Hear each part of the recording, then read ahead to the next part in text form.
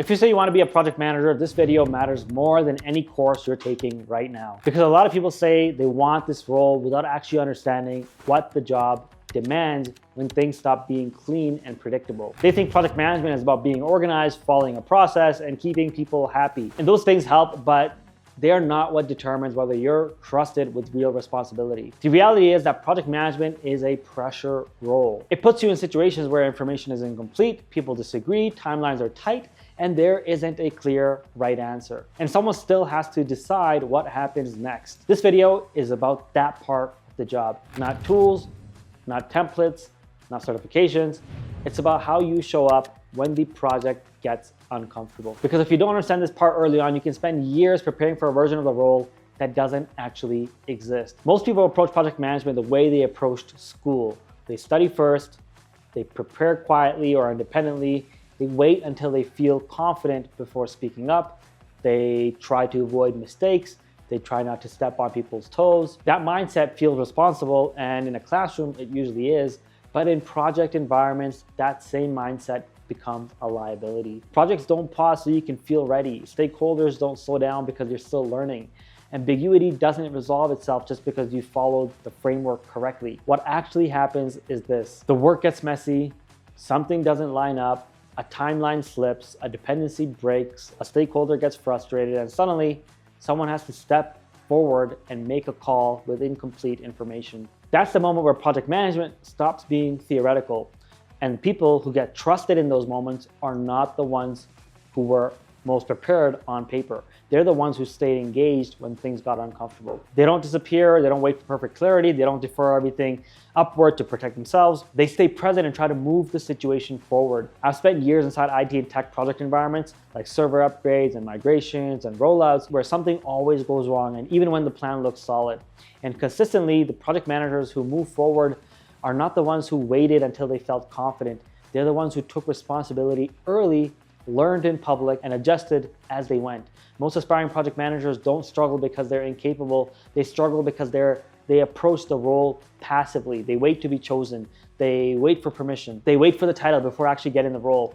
And while they're waiting, someone else steps in and fills that gap. Often that person is less polished. Sometimes they're less credentialed, but the difference is they engage differently. They ask questions, they follow up, they take ownership even when something is unclear.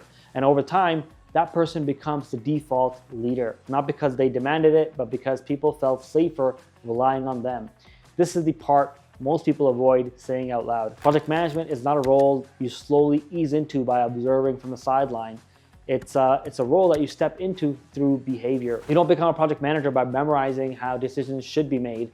You become one by making decisions when the situation isn't clean and standing behind them even when they didn't work out perfectly. You don't earn trust by being agreeable, you earn it by being reliable when things are under pressure. And if you're honest with yourself, you already know where you've been holding yourself back. The meeting where you noticed an issue but for some reason you stayed quiet, or the risk you saw but didn't raise it because you didn't want to be wrong. The moment you deferred ownership because it felt safer to let someone else handle it, those moments get justified as professionalism. But in practice, they slow your growth. This isn't about being aggressive. It's not about ego. And it's not about pretending that you know everything. It's actually just about understanding what the role actually demands from you as a person. Because project management doesn't start with tools or templates.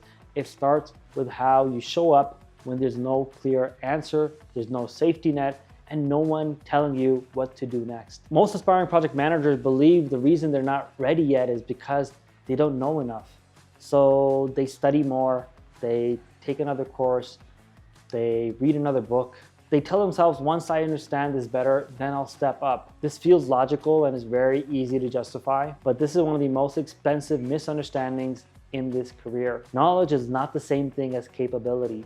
Knowing how a decision should be made is very different from being the person who actually has to make it, live with it, and explain it to other people when the outcome isn't perfect. Textbooks can teach you vocabulary, they can teach you frameworks, they can show you what projects look like when everything goes according to plan. What they cannot give you is judgment. Judgment only develops when you've been close enough to the work to feel the consequences of your choices. So here's a simple way to think about it. You can read everything there is to know about driving. You can understand the traffic rules, right of way, how a car works, how to parallel park. But the first time you're actually behind the wheel, your awareness is completely overloaded. Your hands are tense. You're processing 10 things at once. You very quickly realize that knowing about driving didn't make you competent at it. Project management works the same way. You don't learn risk management by reading about risk. You learn it by watching a small issue turn into a bigger one because it wasn't addressed early enough. You don't learn stakeholder management by memorizing communication plans. You learn it by sitting in a meeting where someone is clearly unhappy but not saying it directly, and you have to decide whether to surface the issue or just let it slide. This is where a lot of smart, capable people get stuck. Studying feels productive because it's safe. No one challenges you, no one pushes back, no one asks follow-up questions you can't answer. You get the feeling of progress without exposure to any real consequences. But exposure is a thing that you're actually missing. Most people aren't underqualified, they're just underexposed. They haven't been close enough to real decisions, real trade-offs, real accountability to develop that confidence. And instead of recognizing that, they assume the gap is more knowledge. So they delay the uncomfortable part. They tell themselves, I'll speak up once I know more. I'll take ownership once I'm officially in the role. I'll push back once I feel confident. But confidence does not come before action. It comes after it. This is difficult to accept because it feels backwards. In school, you learn first and perform later. In project management, you perform imperfectly and learn while doing it. That does not mean being reckless. It does not mean pretending that you know how everything works. It means engaging instead of observing. It means asking questions out loud instead of silently taking notes. It means raising risks early even if you're not completely certain yet.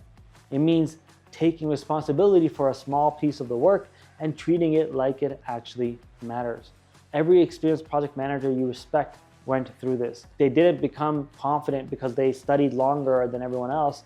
They became confident because they stayed present through situations where things were unclear, uncomfortable, and incomplete, and they realized they could handle it.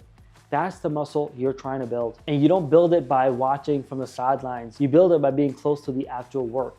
So if you're waiting until you feel ready to act like a project manager, you're waiting on something that only shows up after you start acting like one. The fastest way to grow in this career is not to keep learning in isolation. It's to put yourself closer to decisions, closer to ownership, and closer to situations where you're required to think instead of recite. That shift from learning about the role to stepping into it is where most people either move forward or stay stuck for years. There's something nobody tells you early enough about project management.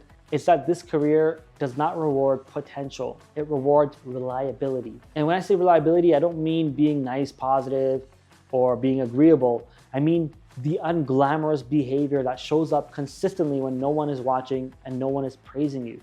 Doing what you said you would do, following up without being reminded, keeping track of details that are easy to ignore, showing up prepared even when the meeting feels routine. A lot of project managers believe that their next breakthrough will come from the next credential or the next framework or the next acronym on their resume. That's understandable because credentials are visible. You can list them, you can point to them on your resume.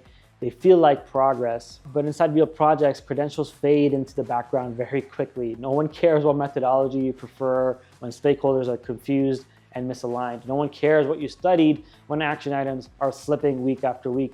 No one cares how polished your resume is if follow-ups keep falling through the cracks. What people notice is whether they can count on you. Do you close loops without being chased?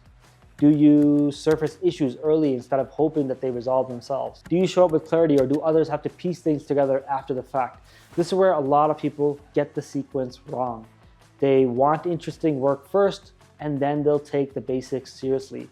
They want visibility before they build consistency. They want authority before they demonstrate ownership. In project environments, it works the opposite way. You earn interesting work by handling small responsibilities well over and over again. You earn trust by being steady, not by being flashy. You earn credibility by doing the things that are easy to skip and hard to fake. Here's a contrast I've seen many times. One person speaks confidently in meetings, uses the right terminology, and sounds sharp, but details slip. Follow-ups are inconsistent. Timelines are drifting. Another person is less polished. They don't talk as much, but their notes are clear, their updates are accurate. When something slips, they flag it early and explain what it affects. And guess who ends up with more responsibility? And it's not because they asked for it. It's not because they branded themselves better. It's because people felt safer relying on them. That's what reliability looks like in practice. And this matters more than people realize, because a lot of hesitation in this career isn't about ability. It's about trust, especially trust in yourself. Every time you say you'll do something and follow through, you build a small internal record that says, yes, I can handle responsibility. Every time you don't, that record starts to erode quietly in the background. That's why people feel anxious stepping into bigger roles. It's not because they lack intelligence, it's because their internal track record is inconsistent with what they're trying to do now. Reliability fixes that over time, not through motivation, not through confidence or any kind of trick, but simply through standards. You decide what done actually means for you. You decide how you behave when no one is enforcing it. You decide whether you treat your current responsibilities like practice for bigger ones or like something to tolerate until you move on. Project management doesn't require perfection. It does require self-control, however, because when projects get stressful, timelines compress, and pressure increases, the only thing you can rely on is the discipline that you've already built. Okay, so now this is where a lot of project managers hit a ceiling, not because they don't understand the work or because they don't know the process, but because they underestimate the people side of the role. Project management is often described as a technical role with some communication layered on top. In reality, it's the exact opposite. It's a people role with structure wrapped around it. Plans rarely fail because the plan itself was wrong. They fail because of how people react to pressure, react to change, and react to uncertainty. If you don't learn how to navigate or read situations and communicate clearly with emotions, well, when emotions are involved, no tool or framework will save you. A lot of aspiring project managers hear soft skills and immediately just dismiss them. They assume emotional intelligence means being nice or being empathetic or making everyone feel heard.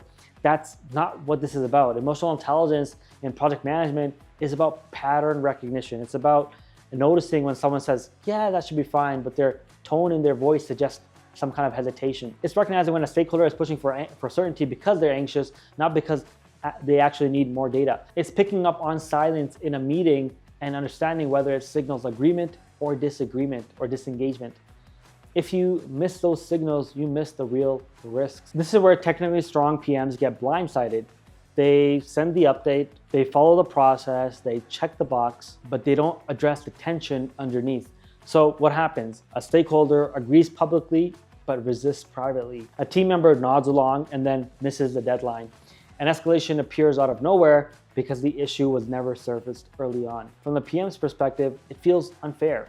On paper, everything was done correctly, but project management doesn't operate on paper. It operates in human systems. People rarely communicate exactly what they're thinking in clear, direct language. They communicate through hesitation, timing, tone, and behavior. Your job is to notice that and act on it before it turns into a problem. That doesn't mean being confrontational. It means asking clarifying questions instead of assuming alignment. It means following up on vague answers instead of accepting them at face value. It means slowing the conversation down when everyone else wants to rush past discomfort. Good communication in project management is not about sounding confident. It's about creating clarity. And clarity often comes from saying the thing that everyone else is avoiding. Another important distinction is how confidence actually shows up. A lot of people think confidence means having an immediate answer. So they talk quickly. They try to fill the silence. They over-explain. Experienced project managers do the exact opposite. They pause. They ask better questions. They summarize what they're hearing and they check for alignment. They're comfortable saying, here's what we know and here's what we don't know. And here's what we need to decide. That kind of communication builds trust, especially when things are uncertain. Stakeholders don't expect perfection, they expect awareness. They want to know that someone is paying attention to what could go wrong and is willing to address it early instead of hiding behind process. Managing stakeholders isn't about keeping everyone happy, it's about managing expectations.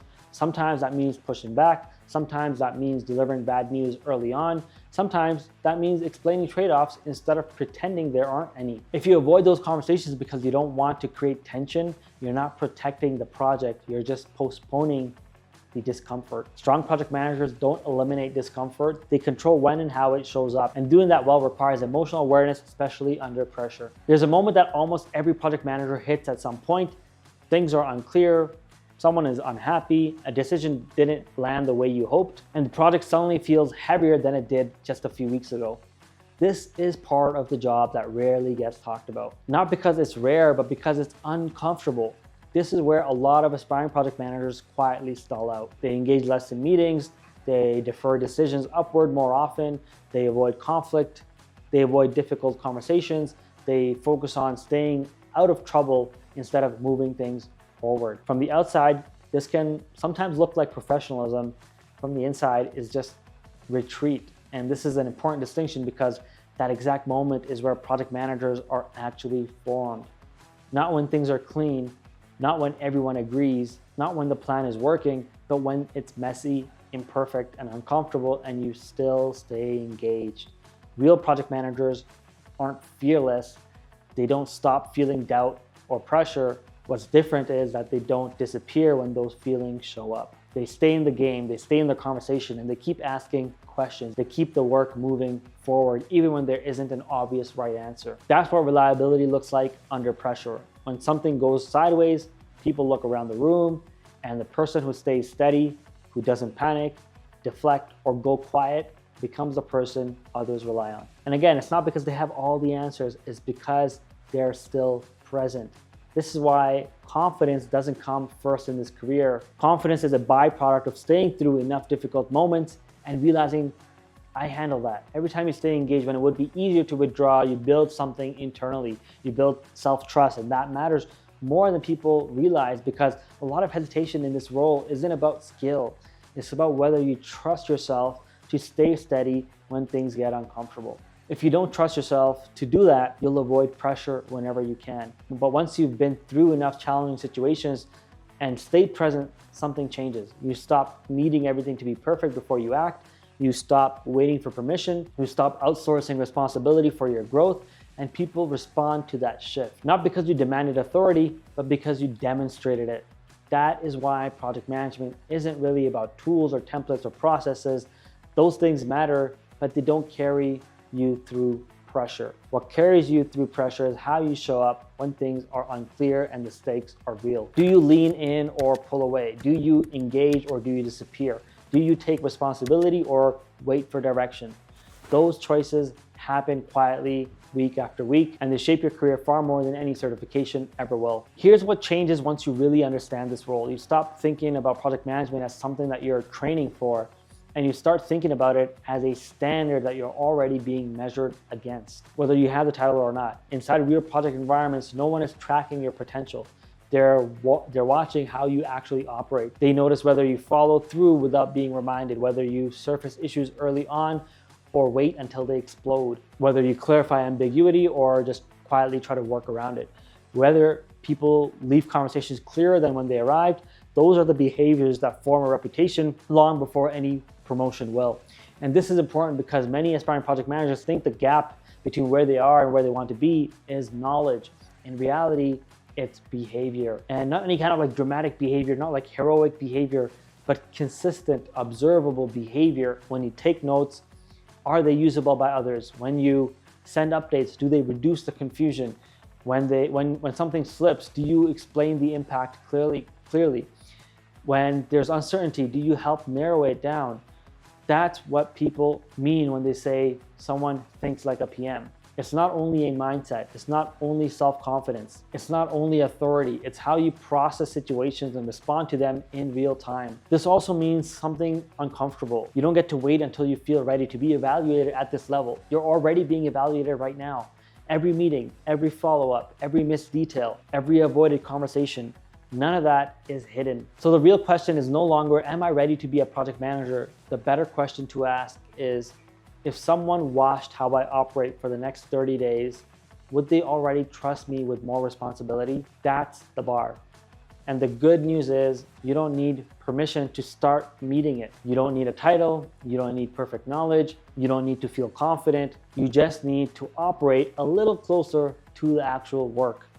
Be clearer than necessary. Own small things fully. Stay engaged when it's uncomfortable. That's how people move from aspiring to trusted. Not all at once, not dramatically, but consistently. And that's what actually qualifies you for this role. So if you're thinking about becoming a project manager, I sincerely ask you to take this advice to heart and actually implement it in your career or in your day-to-day work, and step up and take on more responsibility and take on ownership, and you'll find yourself actually progressing in your career much faster than you thought possible. If nothing else, like and subscribe to this video. And I also just want to mention that I do host a live PMO where you can actually come in and operate as a project manager for 30 days and experience real pressure, real judgment, and do real delivery work before you even get the job. So if you want to practice inside of a real live environment, I invite you to join our live PMO and start getting real hands-on IT project management experience today. If nothing else, I'll see you on the next one.